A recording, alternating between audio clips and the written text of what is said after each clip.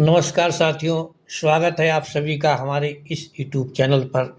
आज हम बात कर रहे हैं ओशो के बारे में कि ओशो बार-बार अपनी कहानी, अपनी बातों में, अपने प्रवचन में जिन मुल्ला नसरुद्दीन का ज़िक्र करते थे, क्या वो असली थे या काल्पनिक थे या ऐतिहासिक थे, ओशो के कोई साथी थे या फिर ओशो ने भी इनको किन्हीं कहानियों से तलाश किया था। और वो नाम मुल्ला नसरुद्दीन का जो कभी राजा का मजाक उड़ाते, कभी अपने गधे से बातें करते, कभी भीड़ को उल्टी दिशा में हँसाते। लेकिन सवाल वहीं का वहीं है कि आखिर ओशो के साहित्य में पाए जाने वाले मुल्ला नसरुद्दीन कौन थे? एक व्यक्ति थे या एक कल्पना थे? क्योंकि ओशो को आपने अधिकांशतः सुना है, तो चाहे वो प्रवचन रहा हो, चाहे ओशो की कहानी रही हो या ओशो के वो दृष्टांत रहे हों जहाँ वो दुनिया को एक सीख देना चाहते थे, उसमें मुल्ला नसरुद्दीन का इतना अहम स्थान क्यों है और आखिर मुल्ला नसरुद्दीन कौन थे? तो 2-3 सवाल इसी से बनते हैं कि क्या वे वाक़ई जीवित थे या ये काल्पनिक पात्र थे? आज हम आपके साथ ओशो की साहित्य की यात्रा करते-करते इन सभी सवालों के जवाब तलाश करेंगे और जानने का प्रयास करेंगे कि आखिर वो कौन थे? तो नंबर 1 में जानने के लिए हमने देखा कि मुल्ला नसरुद्दीन का चरित्र लगभग 800 साल पुराना माना जाता है। अब यहाँ पर फिर एक सवाल उठता है कि आखिर एक तरफ तो लोग उन्हें काल्पनिक मानते हैं, फिर उनका चरित्र 800 साल पुराना क्यों है? इसके लिए हमें देखना पड़ता है उन कहानियों का जो अलग-अलग देशों में, अलग-अलग रूपों में प्रचलित हैं, जैसे तुर्की में, ईरान में, अरब में, मध्य एशिया में। इस हिसाब से हम कह सकते हैं कि वो 800 साल पुराने थे। अब इसका हम काल्पनिक दृष्टिकोण देखते हैं। ये हमने देखा कि एक ऐतिहासिक पक्ष है कि 800 साल पुराना इनका है। अगर हम काल्पनिक पक्ष की बात करें, तो अधिकांश लोग मानते हैं कि मुल्ला नसरुद्दीन एक काल्पनिक पात्र हैं। उनकी कहानियाँ लोक कथाओं से आई हैं और समय के साथ बदलती रहती हैं। जिस प्रकार से साहित्य बदला, समाज बदला, लेखक बदले, कवि बदले, उसी हिसाब से इनकी कहानियाँ भी हमें बदलती हुई दिखाई पड़ती हैं। इस तब लोग मानते हैं कि इनका चरित्र केवल एक प्रतीक है, प्रतीक मात्र है और बुद्धिमत्ता और मूर्खता के बीच की खाई दिखाने वाला है और अपनी बात को सही कहने का एक ढंग बताने वाला है। तो इस प्रकार से हम देख सकते हैं कि दोनों बातें साथ-साथ चलती हैं। अब ओशो ने इन्हें इतना इस्तेमाल किया कि ये चरित्र जीवंत हो गया, चरित्र लगने लगा कि ओशो के साथ रहने वाला कोई व्यक्ति है। अब हम दूसरी ओर देखते हैं तो ऐतिहासिक दृष्टिकोण क्या कह रहा है कि कुछ लोग मानते हैं, कुछ विद्वान मानते हैं कि मुल्ला नसरुद्दीन वास्तव में 13वीं सदी में तुर्की में रहे होंगे। क्यों? अब जब तुर्की देश का नाम आता है, किसी विशेष देश में ही अगर इनको गिना जाए, तो एक कब्र जो है, जो ये मानी गई है कि तुर्की में स्थित एक कब्र है, अक्सेहियर जगह बताई जाती है, वहाँ इनकी एक कब्र पाई गई है और उनके जीवन के बारे में जो वर्णन मिलता है, जो विवरण मिलता है, वो ऐसा है कि वो एक सूफ़ी जीवन शैली जीते थे, हास्य प्रवृत्ति के थे और वास्तविकता पर आधारित उनकी बातें थीं। इसलिए ओशो ने जो माना है कि वो एक वास्तविक चरित्र थे। इस संतुलित दृष्टिकोण से कहा जा सकता है कि मुल्ला नसरुद्दीन एक असल इंसान पर आधारित पात्र हैं। इनकी कहानियाँ प्रतीकात्मक और काल्पनिक रूपों में फैली हुई हैं। तो ओशो ने इनका जो रूप देखा था, वो ऐसा था कि वो भले ही प्रतीकात्मक हों, लेकिन ओशो की कहानी के साथ मिलकर के वो एक वास्तविक मनुष्य हमें लगते हैं और एक वास्तविक पात्र लगते हैं। आपको क्या लगता है? अब आप समझेंगे इस वाले भाग में। तो मुल्ला नसरुद्दीन की खासियत ये थी कि वे हमेशा सीमा को तोड़ते थे, अर्थात लीक से अलग हटकर बातें करना उनकी एक खासियत थी।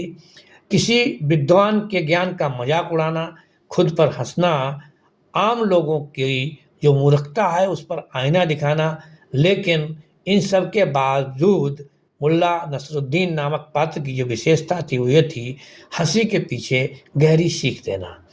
उनकी कहानियाँ दिखाती हैं कि ज्ञान और मूर्खता की रेखा बहुत पतली होती है।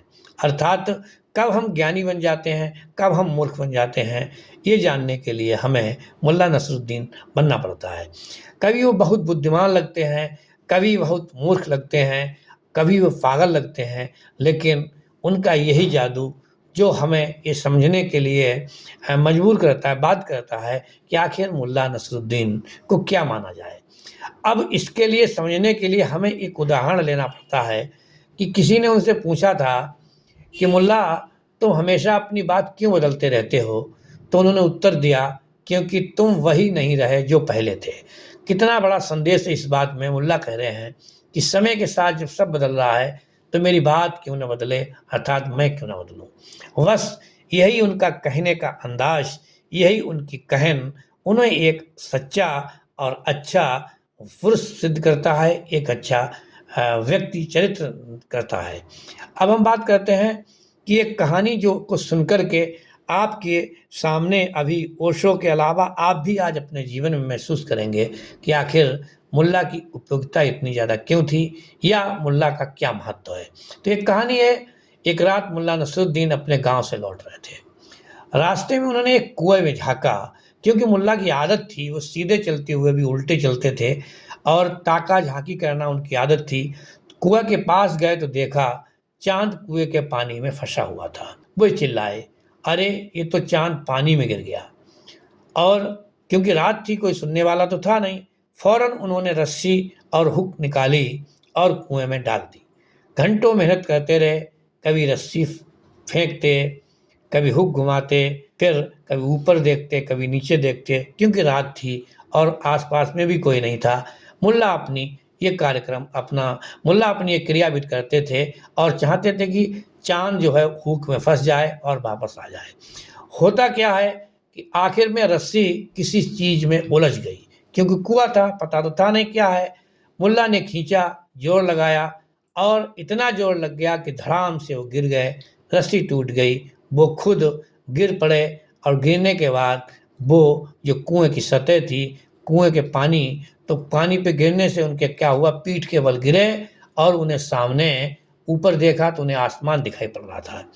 अब उन्होंने आसमान की ओर जब देखा तो चांद तो फिर से ऊपर चमक रहा था। इस पर मुल्ला मुस्कुराए और बोले, वाह, अच्छा हुआ मैंने चांद को बचा लिया, नहीं तो बेचारा हमेशा के लिए कुएं में डूब जाता। ये कहानी क्या कहती है, यही मुल्ला का चरित्र निर्माण करती है। ये कहानी हंसाती है, लेकिन ये भीतर संदेश देती है। हम अक्सर प्रतिबिंबों को वास्तविक मान लेते हैं और अपनी कोशिशों के भ्रम में पड़ जाते हैं। यहीं से शुरुआत होती है इनके मुल्ला के चरित्र की। आखिर कितना बड़ा व्यंग है हमारे ऊपर, कितनी बड़ी सीख है। इसीलिए ओशो जैसे महान दार्शनिक को समझने के लिए हमें मुल्ला नसरुद्दीन को समझना पड़ेगा, और फिर पूर्ण होते हैं ओशो मुल्ला नसरुद्दीन का साथ पा करके। इसीलिए ओशो ने इनको कई बार अपने प्रवचनों में इस्तेमाल किया है। उनकी कहानी में हंसी के माध्यम से एक चेतना जगाती है। अगर क्योंकि ओशो का मानना था कि वो किसी ने, हो सकता है कभी सवाल हो या ओशो के मन में आया हो, ओशो का मानना था जब सत्य सीधे कहा जाए तो मन विरोध करता है, लेकिन वही सत्य अगर हंसी और मजाक में हो तो चुपचाप सुनता है और भीतर हमारे बदलाव भी होता है। ओशो कहते हैं कि मुल्ला नसरुद्दीन की कहानियाँ ध्यान की कहानियाँ हैं। अगर तुम सच में हंस रहे हो तो तुम उस समय ध्यान में होते हो। मुल्ला की कहानियाँ और ओशो की बातें दोनों एक ही उद्देश्य की ओर ले जाती हैं। मनुष्य को उसके भीतर झांकने और जागने का प्रयास होना चाहिए। इसीलिए कहा गया है कि मुल्ला नसरुद्दीन कोई साधु हों या कोई असली चरित्र हों या फिर काल्पनिक हों, लेकिन जब तक ये दुनिया रहेगी तरह तरह के लोगों के द्वारा उनका इस्तेमाल होगा। सदियों तक वे लोगों के भीतर ज्ञान और हंसी का दर्पण बने रहेंगे। उनकी कहानियाँ प्रतीकात्मक हैं, लेकिन उनका उद्देश्य बहुत असली है। इसीलिए ओशो ने उन्हें चुना। ओशो चाहते थे आदमी के अंदर हंसी में मिला हुआ सत्य सीधे दिल तक पहुंच जाता है। यही वजह है आज भी हम उनकी कहानियों में खुद को देखते हैं, थोड़ी हंसी के साथ थोड़ी जागरूकता भी महसूस करते हैं। और हम मानते हैं कि मुल्ला नसरुद्दीन एक सच्चे चरित्र थे, और सच्चे का मतलब है जो हमारे अंदर परिवर्तन लाने का प्रयास करे, वो काल्पनिक होकर भी वास्तविक है और वास्तविक होकर भी काल्पनिक है। तो जब तक ये ओशो की कहानी जीवित रहेंगी, ओशो की सीखें जीवित रहेंगी, तब तक मुल्ला नसरुद्दीन भी हमारे साथ बने रहेंगे, अर्थात हमें हँसाते रहेंगे। इस प्रकार से ओशो और मुल्ला नसरुद्दीन को अलग करना बहुत मुश्किल है। साथियों, मैंने अब तक जितना पढ़ा है उसमें देखा है कि मुल्ला के बिना ओशो अधूरे हैं और ओशो के बिना मुल्ला। हाँ, ये अलग बात है कि कल को और कोई लेखक, कोई बुद्धिमान व्यक्ति, कोई वक्ता, कोई संसार को बदलने वाला जन्म ले, वो फिर हाथ ले मुल्ला नसरुद्दीन का और मुल्ला को और ऊंचाइयों तक पहुंचाए। लेकिन मानवता के लिए कल्याण करने वाले मुल्ला नसरुद्दीन को सत्य या काल्पनिक कहना बहुत मुश्किल है। मैं नहीं समझ पा रहा हूँ। आप कमेंट्स में बताइए कि आखिर आपको मुल्ला नसरुद्दीन की कहानी में मुल्ला चरित्र असली लगता है या फिर नकली लगता है या काल्पनिक लगता है? आप ज़रूर बताइए। फिर मिलते हैं अगली वीडियो में किसी और विषय के साथ। तब तक के लिए जय हिंद, जय भारत।